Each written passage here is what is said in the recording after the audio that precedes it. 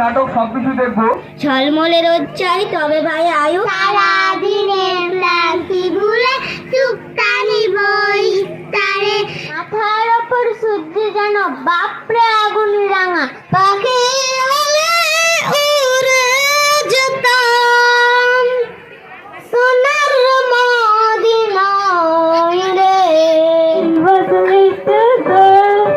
দেখতে আমি পাইনি তোমায়, দেখতে আমি পাই সোনা ছড়িয়ে পড়ে মাটির চলে মরি, হায় হায় হায়। এটা আমাদের বাড়াতে কমাতে পারবো না, উপরওয়ালায় আমাদের কম বেশি করে পাঠিয়েছে। যারা চালাক একটু হয় তারা কি করে, ছাত্রদের উপর নিজের ভালো মন্দ চাপিয়ে দেয়। কোথায় বাংলা কথা বলতে হবে, কোথায় বাধ্যের কথা বলতে হবে, কোথায় ইংলিশ বলতে হবে, কোথায় হিন্দি বলতে হবে, সেটা সে নিজে নিজেই শিখে যাবে। ওটার জন্য আপনাকে চিন্তা করতে হবে না। গার্জেনদের পরামর্শ অবশ্যই গ্রহণযোগ্য। আপনারা আমাদেরকে পরামর্শ দিবেন যে কিভাবে সেই ব্যবস্থাটাকে আরো বাড়ানো যায়। মায়ের কাছে শিশির শিক্ষা জন্ম থেকে শুরু, মায়ের পরে শিক্ষক হলেন অন্যতম গুরু।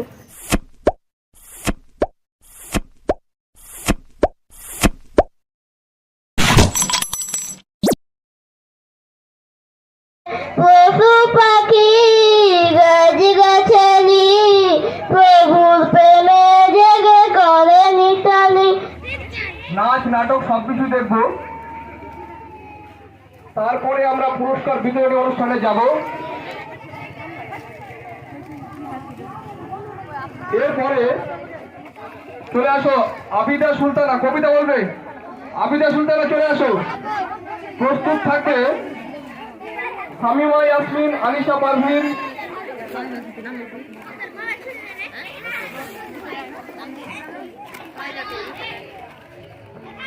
আসসালামু আলাইকুম, আমার নাম আবিদা সুলতানা, আমি ৩য় শ্রেণীতে পড়ি। আমি একটা কবিতা বলবো। কবিতার নাম পরিবেশ ছড়া। কবিতাটির কবি উজ্জ্বল কুমার দাস। আগে চাই পরিবেশ, তারপর বাড়ি, গাছপালা নদী মাঠ পাখি রেল গাড়ি, পরিবেশ জল চাই ফুরফুরে বায়ু, ঝলমলে রোদ চাই তবে ভাই আয়ু, পরিবেশ পরিচয় মেঘমাটি সব, তাই নিয়ে করে মন উৎসব, রাখবো রোজা ডাক দিও মায়া আমারে, সারাদিনের ক্লান্তি ভুলে চুপটা নিব ইফতারে, যেই খাবো রাখবো রোজা ডাক দিও মায়া আমারে, সারাদিনের ক্লান্তি ভুলে চুপটা নিব ইফতারে। আমি একটি কবিতা বলবো। কবিতাটির নাম গাছ বসাবো। কবিতাটি লিখেছেন কবি কার্তিক ঘোষ। এইখানে জল ওইখানে জল, কোথায় তখন ডাঙা, মাথার ওপর সূর্য যেন বাপরে আগুন রাঙা, ওই জ্যোতিমেঘ এই তবে ঝড়, নিত্য জলের ধারা, তার মধ্যে হঠাৎ তখন পড়ল প্রাণীর সারা, সবুজ সবুজ শ্যাওলা প্রথম জন্ম নিল জলে, তারপরে গাছের এলো সব রূপকথাকে বলে, পড়তে পড়তে গাছের কথা গর্ব হবো কারো, কেউ বলবে 100টা নয় গাছ বসাবো আর। আসসালামু আলাইকুম।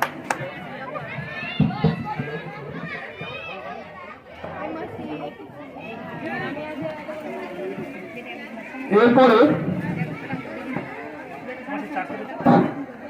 নিশাত হাফসা মেহরাজ, প্রস্তুত থাকলে চলে আসো। তার আগে লাবিবা একটা গান বলবে, চলে আসো। লাবিবা চলে আসো। প্রস্তুত থাকবে শাহজাহান, একটা গজল বললে শাহজাহান প্রস্তুত থাকবে। তারপরে প্রস্তুত থাকবে আনাম আফরিন, নাচ হবে। আনাম আফরিন প্রস্তুত থাকবে। নাচের জন্য প্রস্তুত থাকবে নিশাত। নাটকের জন্য প্রস্তুত থাকবে সোহেল স্যারের টিম। নাটকের জন্য প্রস্তুত থাকবে সোহেল স্যারের টিম। সকলকে বলছি প্রস্তুত থাকার জন্য। আর সামনে ছাত্রছাত্রী যারা আছে তোমরা চুপচাপ থাকো, এখনো অনেক কিছু আমাদের বাকি আছে, যেগুলো দৃষ্টিনন্দন অর্থাৎ আনন্দ পাবে সে সমস্ত জিনিসগুলো আমাদের এখনো বাকি রয়েছে। তোমরা একটু ধৈর্য সহকারে দেখো। পাখি হলে উড়ে যেতাম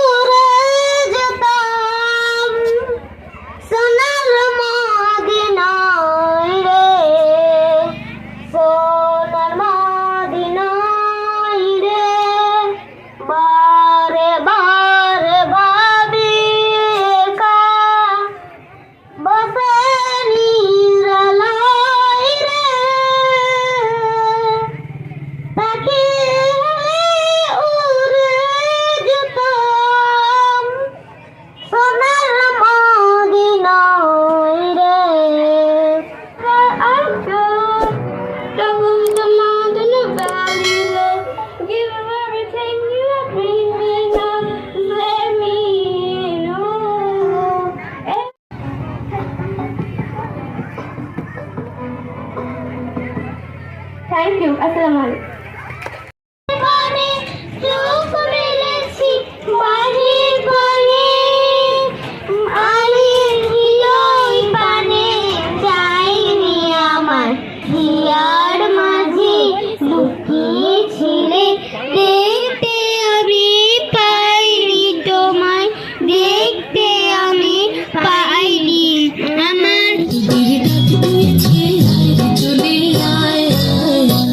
বক্তব্যে আমি মূল্যায়ন সম্পর্কে কিছু কথা বলবো, কিভাবে আমরা মূল্যায়ন করব। তাহলে মূল্যায়ন করার জন্য আমাদের আগে জানতে হবে, আমরা নাম্বার দিয়ে সবসময় শুরু করি যে এই ছেলেটা ভালো, এই ছেলেটা খারাপ, এই ছেলেটা ভালো, এই ছেলেটা খারাপ, এরকম করে আমাদের মূল্যায়ন করি, যেটা আমাদের মূল্যায়নগত ভুল। তাহলে মূল্যায়ন করার জন্য আমাদের শিক্ষার্থীদের সম্পর্কে বা শিক্ষার্থীর বৈশিষ্ট্য সম্পর্কে বা শিক্ষার্থীর বুদ্ধি সম্পর্কে আমাদের জ্ঞান থাকা দরকার। আমরা সমাজে 90% মূল্যায়ন ভুল করে থাকি, আর আমাদের সমাজে যেগুলো সমস্যা হয় সবগুলো সমস্যার পিছনে যদি আমরা কারণ খুঁজতে যাই, তো কারণের আমরা 90% কারণ পাবো ভুল মূল্যায়ন। কি মূল্যায়ন? ভুল মূল্যায়ন। আমরা শিক্ষার্থীদের ক্ষেত্রে ভুল মূল্যায়ন করে থাকি। মূল্যায়ন করার জন্য আমাদের ইন্ডিভিজুয়াল ডিফারেন্স আছে। আল্লাহ আমাদের বা সৃষ্টিকর্তা আমাদের ডিফারেন্স কিছু জিনিস দিয়ে তৈরি করেছে, সবাইকে সব জিনিস দেয়নি। এরকম একটা হচ্ছে আইকিউ। আইকিউ হচ্ছে বুদ্ধি, বুদ্ধি পরিমাপের একটা সংখ্যা, কিন্তু আমরা জানি আমাদের সবার আইকিউ একই রকম না। আর এই আইকিউ উপরওয়ালার সৃষ্টি, এই আইকিউ জন্মসূত্রে পাওয়া। আইকিউ কোন সময় বাড়ানো বা কমানো যায় না, এটা আমাদের মনে রাখতে হবে। আইকিউ কি? জন্মসূত্রে পাই, বুদ্ধিজ্ঞ আমরা জন্মসূত্রে পেয়ে থাকি। তাহলে আমরা যেহেতু জন্মসূত্র পেয়ে থাকি, যেটা এটা আমাদের হাতের ব্যাপার না, আমরা এটাকে বাড়াতে বা কমাতে পারবো না, এটা আমাদের বাড়াতে কমাতে পারবো না, উপরওয়ালায় আমাদের কম বেশি করে পাঠিয়েছে। তাহলে যার আইকিউ যত বেশি হবে তার মেধা তত বেশি হবে, পড়াশোনায় তত বেশি পারবে, নাম্বার সে বেশি পাবে। যার কম আছে সে কম পাবে, এটা মেনে নিতে হবে, এটা উপরওয়ালা সৃষ্টি। কিন্তু আমি একটা এখানে আমাদের ক্লাসে দেখবেন এরকম একটা ডিস্ট্রিবিউশন থাকে, এটা সাইকোলজিক্যাল রিসার্চ করে বের করানো, গল্প না, এটা গল্প না। বড় বড় এডুকেশনিস্ট যারা রিসার্চ করে এটা বের করেছে, এটা কোনো গল্প বা আমার স্কুল আছে যেন আমি গল্প শোনাচ্ছি না, এটা থিওরি। আমাদের ক্লাসে 60% ছাত্র থাকে স্বাভাবিক ছাত্র। 60% কি থাকে? স্বাভাবিক ছাত্র, যাদের আইকিউ হচ্ছে 90 থেকে 110। এটা 5 জন ছাত্র থাকবে যাদের আইকিউ থাকবে 120 থেকে 140, যাদেরকে আমরা অতি বুদ্ধিমান বলি। অতি বুদ্ধিমান যারা 100তে 100 পাই, বলি না 100তে 100 পাই। এবং 1% ছাত্র, যদি 1% ছাত্র থাকে যাদের আইকিউ থাকছে 140-এর বেশি, যাদের আইকিউ 140-এর বেশি। এইদিকে আমরা পিছন দিকে দেখবো যে এরকম 80 থেকে 90% থাকে, তোমার 14 জন থাকে এরকম যাদের বুদ্ধি হচ্ছে 80 থেকে 90 অতি দীর্ঘ একটু সম্পূর্ণ, মানে যে স্বাভাবিক শিক্ষার্থী আছে এদের চেয়ে ধীরে চলবে, এদের পড়াশোনা একটু ধীর গতিতে চলবে। এবং 5% শিক্ষার্থী থাকবে যারা বধির মানে তাদের বুদ্ধি খুব কম। এবং 70-এর নিচে যেটা থাকে আইকিউ যাদের 70-এর নিচে, ওরা শিখরে অক্ষম, মানে শিক্ষা গ্রহণ করতে পারে না। আমরা যেগুলো রাস্তাঘাটে পথে ঘাটে পাগল দেখি না, পাগল যাদের বুদ্ধি থাকে না, ঘুরে বেড়ায়, ওদেরকে বলা হয় শিখনে অক্ষম। যারা শিক্ষা গ্রহণ করার তাদের মধ্যে যোগ্যতা নেই, ওইরকম 1% থাকে। তাহলে আমাদের ক্লাসে এইরকম ইন্ডিভিজুয়াল শিক্ষার্থী থাকবে, ইন্ডিভিজুয়াল এত রকম শিক্ষার্থী থাকবে, এর মানে আমাদের ইন্ডিভিজুয়াল রেজাল্ট কিন্তু হবে, এটা স্বাভাবিক। সবাই কিন্তু ফার্স্ট হতে পারবে না, যাদের আইকিউ ফার্স্ট তাদের।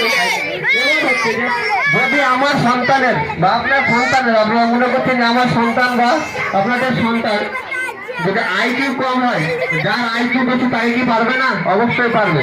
তাহলে কি করতে হবে? পরিশ্রম বাড়াতে হবে। পরিশ্রম কেমন? কারণ আমি একটু দিই, এ একটা স্টুডেন্ট, বি একটা স্টুডেন্ট আছে না, এ একটা স্টুডেন্ট, বি একটা স্টুডেন্ট। তাহলে বি এর আইকিউ যদি 140 হয়, ওর আইকিউ 140 এবং বি এর আইকিউ 110। তাহলে এই ছেলেটা সমান পরিশ্রম করে তো এ ছেলেটাকে বি ছেলেটা কখনোই পারবে না, কখনোই পারবে না সমান পরিশ্রম করলে।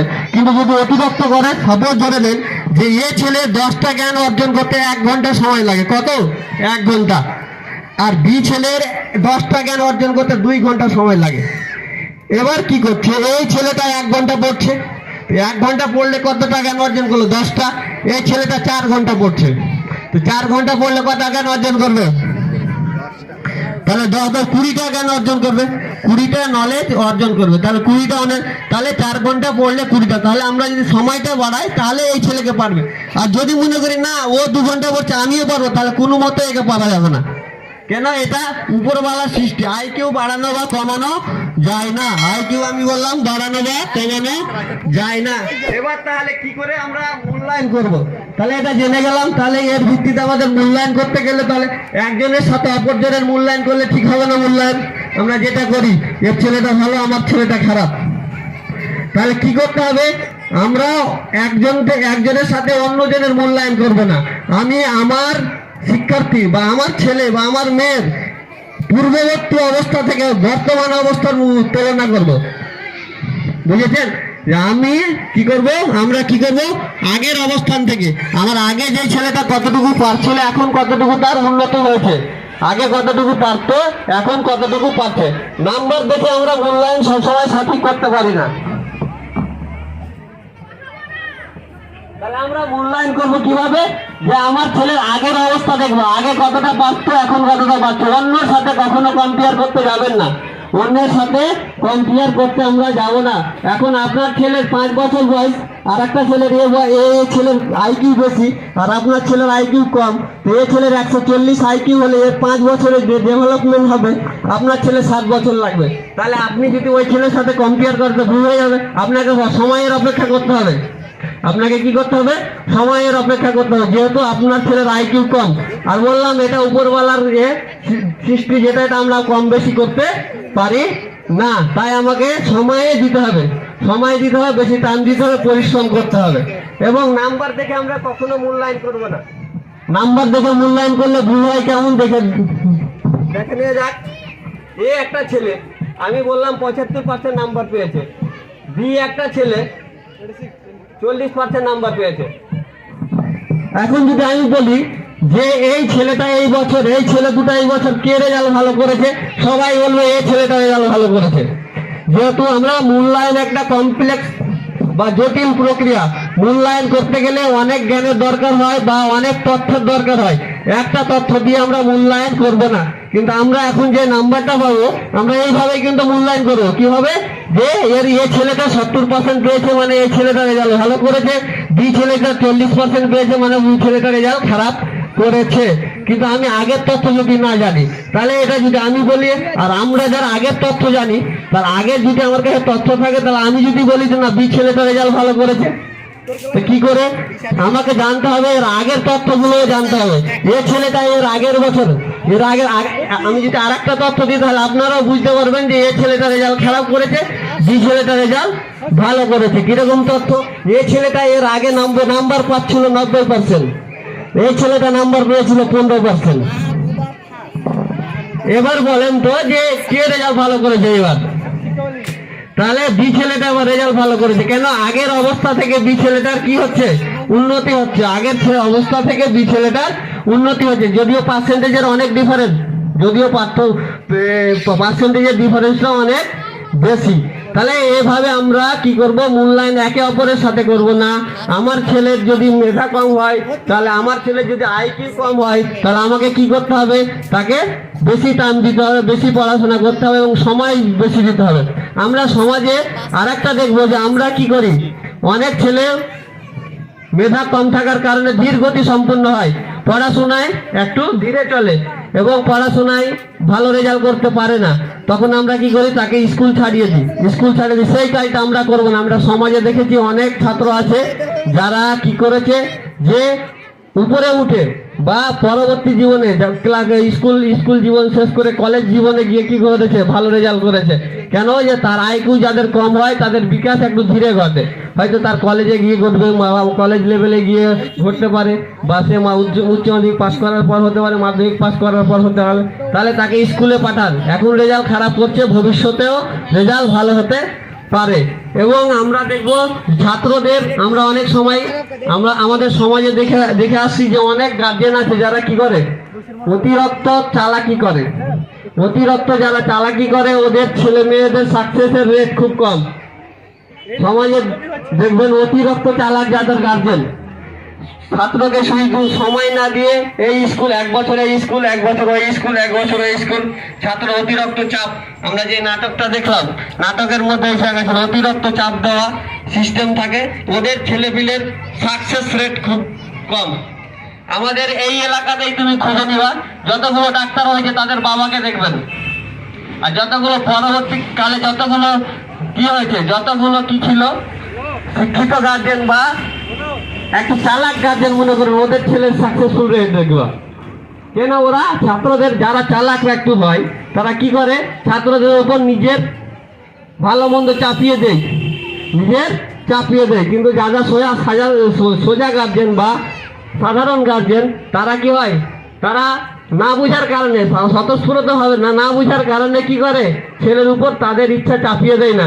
ছেলেরা তখন কি করে, তাদের মন মতো যেটা তাদের পছন্দের জিনিস সেটা বেছে নিতে পারে। আর যখনই ছেলে তার কমফর্ট জোনের জিনিস বেছে নিবে, তখন সেখানে সাকসেসফুল রেট বেশি। ওই জন্য আমাদের সাকসেসফুল রেট, যারা সাকসেস হয়েছে তাদের যদি ব্যাকগ্রাউন্ড আমরা আলোচনা করি, তাহলে আমরা এটা দেখতে পাবো। তাহলে আমাদের কাজ হলো কি, আমরা আমার ছেলের পূর্ববর্তী অবস্থান আর বর্তমান অবস্থানের নিয়ে বিচার করব। অন্য ছেলের সাথে আমরা কখনো নিজের ছেলেকে কি করব না, কম্পেয়ার করব না। আপনি যে ছেলের সাথে কম্পেয়ার করছেন সেই ছেলের আইকিউ অনেক বেশি হতে পারে, আপনার ছেলের কম হতে পারে, তখন মূল্যায়ন কি ভুল হয়ে যাবে, এবং তার সাথে কম্পিটিশন করার জন্য আমরা অতিরিক্ত চাপ সৃষ্টি করব। যখনই তো একটা 140 পাওয়া ছেলের সাথে 90 আইকিউওয়ালা ছেলের কম্পিটিশন করাতে চাইবেন, তখন তার উপরে কি অনেক রকম চাপ পড়বে। তখন এই চাপের কারণে সেই চাপ সহ্য করতে না পেরে অনেক কি হয়ে যায়, অনেক বিপদে চলে যায় এবং পড়াশোনা ছেড়ে দিতে পারে বা অনেক কিছু করতে পারে। তাই আপনার ছেলের পূর্ববর্তী অবস্থা এবং বর্তমান অবস্থার যাচাই করবেন, এবং যেখানে খামতি আছে সেটা পূরণ করার চেষ্টা করবেন। যে আমার ছেলের এই বয়সে 10টা জ্ঞান অর্জন করা উচিত ছিল, 8টা করেছে, তাহলে এই 2টো জ্ঞান আরও দেওয়া উচিত, কেন দেওয়া যায়নি, পরবর্তী বছরে সেটা 12টা করতে হবে, তাহলে সেই ঘাটতিটা পূরণ হবে। এইভাবেই আমরা মূল্যায়ন করব। এবং ছাত্রদের আমি একটা বলি, বাদিয়া কথা বলার জন্য অনেকের অবজেকশন, বাদিয়া কথা বলার জন্য এখানে কাদের অবজেকশন আছে, কিছু বৈশিষ্ট্য আছে, বৈশিষ্ট্যের জন্য অনেক আমরা চিন্তিত। তাহলে আমরা শিক্ষার্থীদের একটা জিনিস রাখতে হবে, 2-4টা জিনিস, যেগুলো বয়সজনিত কারণ, সেগুলো কারণের জন্য চিন্তা করতে হবে না আমাদের। বয়সজনিত কারণ মানে বয়সের জন্যই করছে, 5 বছরের বয়সের জন্য একটু বদমাশি করছে, এবারে ওটা যখন 10 বছর হবে ওই বদমাশিটা করবে না, তাহলে ওটার জন্য আপনাকে অতিরিক্ত শাসন বা মারতে বা তাকে শাসন করতে হবে না। সেটা অটোমেটিক যখন তার 5 বছর পেরিয়ে যাবে তখন সেটা কি ঠিক হয়ে যাবে। এরকম বয়সজনিত কারণের জন্য আমরা বাচ্চাদেরকে কি করি, শাসন করি। বয়সজনিত বদমাশির জন্য, বয়সজনিত সমস্যার জন্য, যেগুলো সমস্যা অটোমেটিক ঠিক হয়ে যায়। বাদিয়া কথা বা বাদিয়া ভাষা, এগুলো নিজের সংস্কৃতি, নিজের মাতৃভাষা শিখবে, তার সাথে তোমাকে বাংলা শেখাতে হবে। সে যখন বড় হয়ে যাবে, অতিরিক্ত বড় হয়ে যাবে, তখন কি করবে, তখন নিজেই সে কি করবে, কোথায় বাংলা কথা বলতে হবে, কোথায় বাদিয়া কথা বলতে হবে, কোথায় ইংলিশ বলতে হবে, কোথায় হিন্দি বলতে হবে, সেটা সে নিজেই শিখে যাবে। ওটার জন্য আপনাকে চিন্তা করতে হবে না, আপনাকে চিন্তা করতে হবে যে বাচ্চাকে শিখাতে হবে, শিক্ষিত করতে হবে। শিক্ষিত হলে আর যত ভাষা শিখবে, বাদিয়া কেন, বাদিয়ার সাথে যদি আপনার ছেলে যদি লোকাল সব ভাষায় শিখতে পারে তো সব ভাষায় শিখান। ভাষা শিখতে পারলে বা ভাষায় তার বিকাশ, থিঙ্কিং বিকাশ যেটা, সেটা ভাষায় তার করে সাহায্য করে। আমাদের যে চিন্তা করার যে ক্ষমতা, সেটা ভাষায় আমাদের বিকাশ করে। মাতৃভাষা যদি তার বিকাশ না হয়, তাহলে চিন্তা করার ক্ষমতা অনেক কম থাকে। আমরা অনেকে ইংলিশ মিডিয়ামে পড়াই ছাত্রদের, যদি আমরা একই আইকিউ বিশিষ্ট 2টো ছাত্রকে নিই, আলাদা না, 140 বিশিষ্ট বাংলা মিডিয়ামের ছাত্র, 140 বিশিষ্ট হিন্দি মিডিয়ামের ছাত্র, তাহলে দেখবো আমরা যে তার থিঙ্কিং ক্ষমতা বাংলা মিডিয়ামের ছাত্রর বেশি, ইংলিশ মিডিয়াম থেকে বাংলা মিডিয়ামের ছাত্র থিঙ্কিং ক্ষমতা বেশি। তাহলে আমাদের ভাষা নিয়ে একটা সমস্যা আছে, যে আমরা বাদিয়া ভাষা বললে মায়েরা বিশেষ করে যে লজ্জা বোধ করে, আর নিজের সংস্কৃতি, নিজের কালচার, এটা পরবর্তী প্রজন্মে বহন করার দায়িত্ব শিক্ষিত লোকের। কিন্তু আমরা শিক্ষিত হলে বাদিয়া ভাষা বলতে আমরা সমস্যা বোধ করি বা আমরা লজ্জিত বোধ করি যে আমার ছেলেটা বাদিয়া বলছে, তাহলে আমার লজ্জা লাগছে। না, বাদিয়া বলুক, বাদিয়ার সাথে তো ইংলিশ, বাংলা, ইংলিশ সবগুলোই ভাষা শিখুক, পারলে পাশের ভাষাও শিখুক, কোনো অসুবিধা নাই। শুধুমাত্র তাকে শিক্ষিত করো, শিক্ষিত যখন হয়ে যাবে তখন কোথায় কোনটা প্রয়োগ করতে হবে সেটা আমাদের দেখতে হবে। এইভাবে আমাদের মূল্যায়ন করতে হবে। আর একটা আমাদের সমস্যা, মূল্যায়ন ভুল করে থাকি, বাচ্চাদের খেলাধুলা করতে দিই না। খেলাধুলা করতে এই জন্য দিই না যে হয়তো গাল শিখে যাবে, গাল শিখে যাবে। আমাদের এখানে গ্রামে যতগুলো শিক্ষিত লোক আছে, আপনারা যাদেরকে সাকসেস বলে চিহ্নিত করেছেন, তাদেরকে গিয়ে জিজ্ঞাসা করবেন যে তারা বাদিয়া এমন কোন গাল আছে যেটা জানে না, ওরা এমন কোন গাল আছে যে জানে না। আমাদের এখানে একজন ডাক্তার মশাই বসে আছেন, ওকে বলেন তো যে বাদিয়া এমন কোন গাল আছে সে জানে না। তো তাহলে সেই গালটা শিক্ষিত হয়ে গেছে, ওই জন্য ও জানে গালটা কোথায় দিতে হবে, কোথায় দিতে হবে না। তাহলে গাল তো সবাই শিখবে, তো গাল শিখে যাচ্ছে, ওই জন্য কি করছি, বাচ্চাদের আমরা খেলতে দিচ্ছি না। খেলতে না দেওয়ার কারণে কত বড় সমস্যা করছি। সমস্যাটা অনেক বলতাম না আমি, এটা শুনতে মনে হবে যে কি আজে বাজে কথা বলছে, কিন্তু এর গুরুত্ব যদি আপনারা বুঝেন, তাহলে একটা ছেলে যদি ঈশ্বর বা ভগবান বা আল্লাহ যদি আপনাকে হ্যান্ডিক্যাপ সন্তান দেন, তাহলে আমরা কত অভিযোগ করি। কিন্তু আমরা বাচ্চাদের খেলা বন্ধ করে দিয়ে একে অপরের সাথে মিলতে না দেওয়ার কারণে ধুলাই খেলবে, ধুলো লাগবে, কাদা মাখবে। এর ফলে কি হয়, আমরা নিজেরা আমাদের ছেলেদের কি করি, হ্যান্ডিক্যাপ প্রতিবন্ধী তৈরি করি। প্রতিবন্ধী মানে কি, রোগ প্রতিরোধ ক্ষমতা গড়ে তুলতে পারে না শরীর, বা ডাক্তার মশাই আছে কিছু বলবে ওর সাথে, বা এই যে ছেলে মেয়েদের যে অতিরিক্ত চাপ, বাবাদের চাপের ফলে কি হয়, ছাত্ররা চাপ না দিলে কি সুবিধা হয়, ডাক্তার মশাই আছে তিনি একটু বলে দেবেন আপনাদের। এবং কি সমস্যা হয় আমাদের যারা শিক্ষিত, বিশেষ করে টিচার যারা, ওদের ছেলে মেয়েদের দেখবে রোগ প্রতিরোধ ক্ষমতা অতিরিক্ত কম।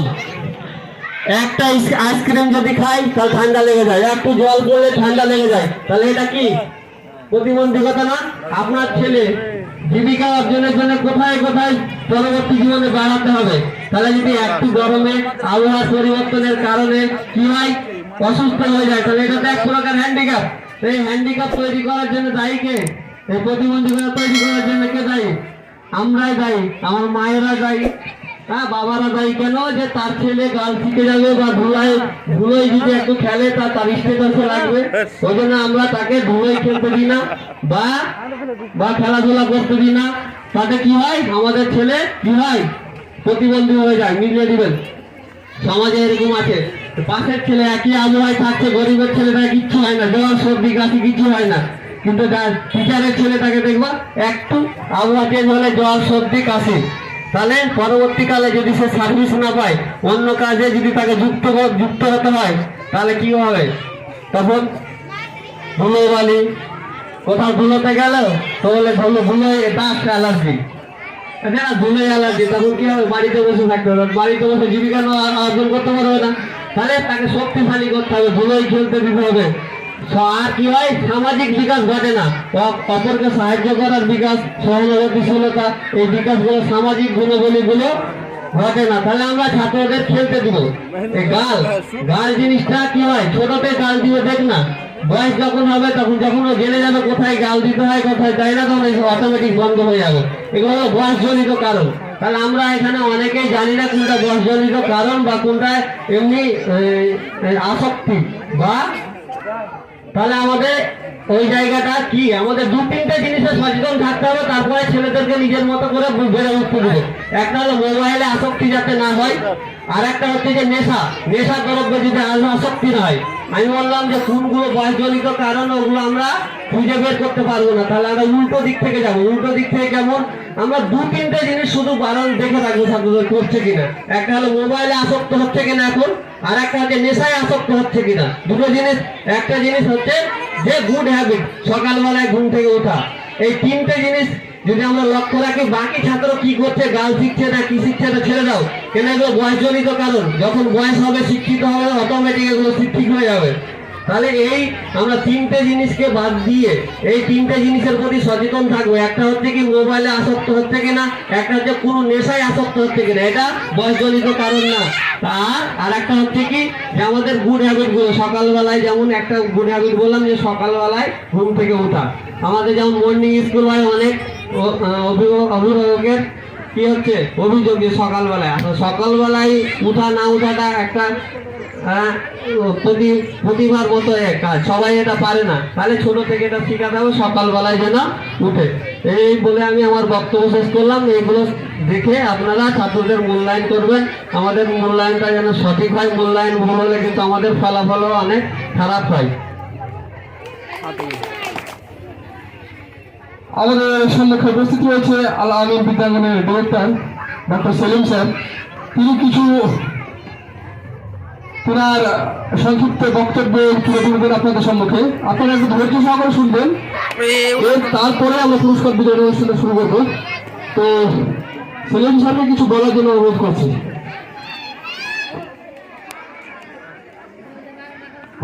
আসসালামু আলাইকুম। আশা করি সবাই ভালো আছে, আমার শ্রেণীর ছাত্রছাত্রীরাও ভালো আছে। আমি বিশেষ কিছু বলবো না, কয়েকটা কথা বলবো জাস্ট আমাদের স্কুলের ব্যাকগ্রাউন্ড নিয়ে এবং কীভাবে আমরা কাজটা শুরু করেছিলাম, তারপরেই আমরা পুরস্কার বিতরণীতে চলে যাব। আপনারা অনেকক্ষণ ধরে ধৈর্য ধরে বসে আছেন, সেই জন্য আপনাদেরকে ধন্যবাদ জানাই। যাই হোক, এই আমরা যে স্কুলটা শুরু করেছিলাম তার শুরু করার পেছনে কিছু কারণ তো অবশ্যই আছে। যেটা প্রথমে আমাদেরকে বলতেই হয় যে কোনো ব্যাপারে বলুন না কেন, যে সমাজের মান উন্নয়ন, একটা পারিবারিক মান উন্নয়ন বা ছেলের একটা মান উন্নয়ন, যেই থেকে বলুন না কেন, তার মূল স্তম্ভ হচ্ছে শিক্ষা। তার যদি শিক্ষাই না থাকে তাহলে সে কোনো কিছুতেই উন্নতি করতে পারবে না। সে তাকে যে দিকেই বলুন না কেন, অর্থনৈতিকভাবে, তার আচার ব্যবহারে। তো যাই হোক, আমাদের যেটা সবসময় বেশি নাড়া দিয়েছিল করোনার সময়, আমাদের মনকে জ্ঞানকে যেটা সবচেয়ে বেশি নাড়া দিয়েছিল সেটা হচ্ছে করোনার সময় আমরা দেখেছিলাম সব কিছু স্তব্ধ হয়ে গেছিল। অর্থনৈতিক অবস্থা, শিক্ষা ব্যবস্থা সব কিছু ভেঙে পড়েছিল। তো অর্থনৈতিক অবস্থাটা যদি বাড়াতে চাই বা শিক্ষা ব্যবস্থাটাকে যদি উন্নতি আমরা করতে পারি, তাহলে অর্থনৈতিকটা নিজে থেকেই চলে আসবে। তো আমরা দেখেছিলাম যে আমাদের গ্রামের শিক্ষা ব্যবস্থা তো এমনিতেই কম। তো সেই দিকে নজর রেখে আমরা 2007 সালে যে মাধ্যমিক ব্যাচের বন্ধুরা আছি, তারা সবাই মিলে ডিসিশন নিই যে আমরা এই গ্রামের ছেলেমেয়েদের একটা শিক্ষার বিকাশ ঘটাই আর কি, শিক্ষার ব্যবস্থার উন্নতি করানোর জন্য কিছু একটা করি। তো সেই সূত্রে আমরা 2000 করোনার সময় আর কি আমরা এই স্কুলের কাজ শুরু করি এবং 2020 সালের জানুয়ারি মাসে আমরা সেই প্রথম সেশনটা শুরু করি। আমরা যতটুকু পেরেছি এই 4 বছরে আমরা নিজেদের সাধ্যমতো ছেলেদেরকে আদর্শ শিক্ষা দেওয়ার চেষ্টা করেছি এবং সামনে আরও ভালো শিক্ষা ব্যবস্থা দেবো এই আশা রাখছি। এই বর্তমান সময়ে শিক্ষা ব্যবস্থার মান অনেকটাই বেড়ে চলেছে এবং আমাদের গ্রাম্য পরিবেশে শিক্ষার মান অনেকটাই কম। সেই ক্ষেত্রে শিক্ষার মান উন্নয়নের জন্য আধুনিক ব্যবস্থার সাথে, আধুনিক পরিবেশের সাথে নিজেকে মানিয়ে নেওয়ার জন্য আমাদের স্কুলে এবার থেকে কম্পিউটার এবং হিন্দিটা শুরু করার চেষ্টা করছি। আর আমাদের শিক্ষা ব্যবস্থার মান উন্নয়ন, শিক্ষাকে আরও ভালোভাবে কীভাবে এগিয়ে নিয়ে যায়, সেক্ষেত্রে গার্জেনদের পরামর্শ অবশ্যই খুব গুরুত্বপূর্ণ বিষয়। আপনাদের যখন গার্জেন কল করা হবে মিটিংয়ের জন্য, আপনারা অবশ্যই আসবেন এবং এসে আমাদেরকে সর্বতভাবে সাহায্য করার চেষ্টা করবেন। আমরা আজকে 2024 সালের ফাইনাল রেজাল্ট দেওয়ার চেষ্টা করছি এবং আমরা যে শিক্ষা ব্যবস্থার যে মান উন্নয়ন, সে আরও কীভাবে এগোনো যায়, ছেলেদেরকে আরও কীভাবে ভালো করে পড়ানো যায় সেই ব্যবস্থার চেষ্টা করবো এবং গার্জেনদের পরামর্শ অবশ্যই গ্রহণযোগ্য। আপনারা আমাদেরকে পরামর্শ দিবেন যে কীভাবে সেই ব্যবস্থাটাকে আরও বাড়ানো যায়। আমাদের শিক্ষার মান উন্নয়নের জন্য আমরা সর্বতভাবে চেষ্টা করবো ইনশাল্লাহ। আপনারা সবাই ভালো থাকবেন। আমি আর কিছু বিশেষ বলছি না, আমরা এই পরবর্তী পুরস্কার বিতরণ অনুষ্ঠান শুরু করব এবং আপনারা আটা যেটা বললেন যে বসির স্যার যেটা বললেন যে আইকিউর ব্যাপারে, আইকিউ সবাই সমান থাকে না, ঠিক আছে, কিন্তু আমাদের কাজের পরিমাণটাকে বাড়াতে হবে। একজন ফার্স্ট বয় যে সময় ধরে পড়াশোনা করবে, একজন কম যারা লাস্ট বয় বা থার্ড বয় থাকে তাকে বেশি পড়াশোনা করতে হবে। আমাদের গার্জেনদেরকে একটু সচেতন হতে হবে যে শুধু স্কুলের ওপরে ছেড়ে দিলাম যে ছাত্রছাত্রীরা যেটা পড়াবে সেটাই পড়ে নেবে আর বাড়িতে এসে পড়বে না, সেটা করলে হবে না। তো বাড়িতে আপনাদের একটু সচেতন হতে হবে যে ছেলে মেয়েদেরা বাড়িতে পড়তে বসছে কিনা বা পড়ানো যায় কিনা বা বাড়িতে পড়ছে কিনা সেটা খেয়াল রাখবেন এবং ছেলে মেয়েদেরকে পড়াশোনা করতে উৎসাহ দেবেন। আর মোবাইল ব্যাপারটা একটা বিশাল বড় অ্যাডিকশন। তো মোবাইলটা যতটুকু সম্ভব হয়, যতটুকু পারা যায়, সেই মোবাইল থেকে বাচ্চাদেরকে দূরে রাখার চেষ্টা করবেন। আমরা গ্রামের চাষি ঘরের ছেলে মেয়ে, আমরা সবসময় ছেলে মেয়েদের সময় দিতে পারি না, কিন্তু যতটুকু পারি আমরা দেওয়ার চেষ্টা করবো ইনশাল্লাহ। সবাই ভালো থাকবেন। এরপর আমি পুরস্কার বিতরণে সবাই চলে যাবো। জল সাহেব, আপনি পুরস্কার বিতরণ শুরু করুন। বাদ দিয়ে তো 250 দিন ভুল চুক্তি এদিকে খুবই আছে।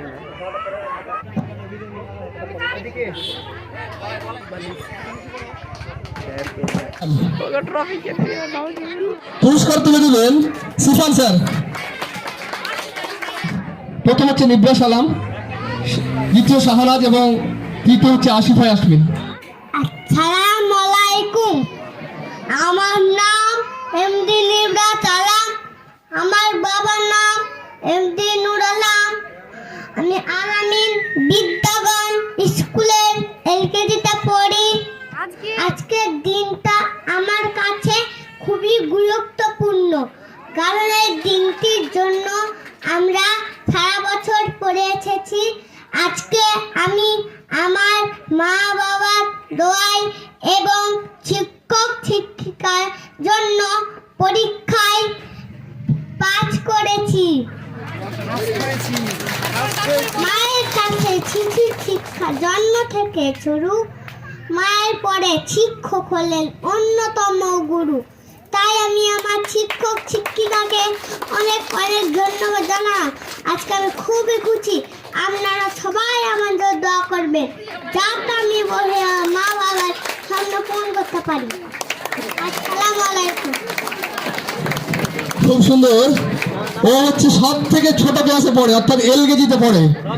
ওর মধ্যে এখনো কিন্তু আড়ষ্টতা যায়নি, জড়িয়ে আছে, খুব ছোট। তারপরে যে এত সুন্দর বক্তব্য, যে কোনো অনুষ্ঠানে যে কোনো পারফরমেন্সে ও আছে। আবার কি স্কুলে ফার্স্ট। তো